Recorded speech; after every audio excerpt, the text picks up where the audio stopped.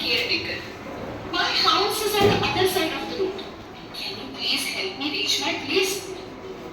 यानी कि हाँ, मैं तुम्हारी सहायता चाहती हूँ। मैं अपने देखभाल करने वाले से अलग हो गई। मेरा घर सड़क के दूसरी तरफ है। क्या तुम मुझे मेरे घर तक पहुंचाने में मेरी सहायता कर सकते हो? After giving it some thought, Tejas agrees to help and take her to the house. कुछ विचार करने के बाद तेजस उनकी सहायता करने और उन्हें उनके घर ले जाने के लिए तैयार हो गया। Upon reaching the place, the lady blesses Tejas and offer him to come inside for food. घर पहुंचने पर उस दादी ने तेजस को आशीर्वाद दिया और उसे भोजन के लिए अंदर आने का आग्रह किया। Tejas was already tired of all the playing throughout the day. Enjoyed the feast and even got a ride home from the old lady's driver. तेजस ने भोजन का आनंद लिया और दादी के वाहन चालक से उसे उसके घर जाने के लिए सवारी भी मिल गई। Moral: Kindness always helps back. निष्कर्ष: दयालुता हमेशा पुनः सहायक होती है।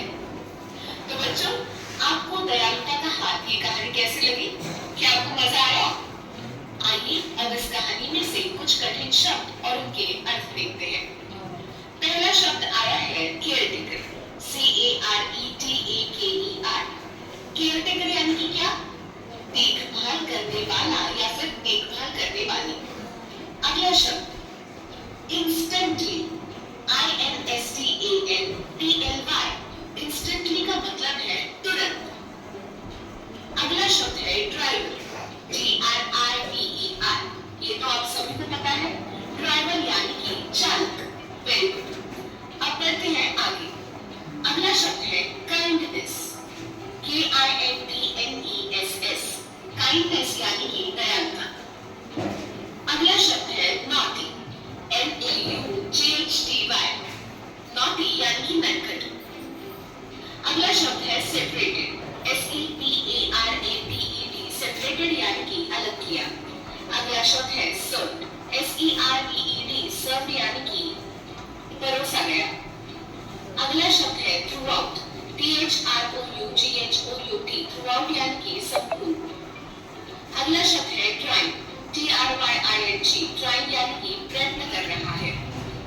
अगला शब्द है अमेज्ड, AMAZED। अमेज्ड यानी कि चकित। बच्चों, अब जब आप इन शब्दों का सही उच्चारण और अर्थ जान गए हैं, तो आइए इस कहानी पर आधारित कुछ प्रश्न देखें और आपको उनके उत्तर मुझे इस पैराग्राफ की सहायता से देने होंगे। तो चलिए शुरुआत करते हैं।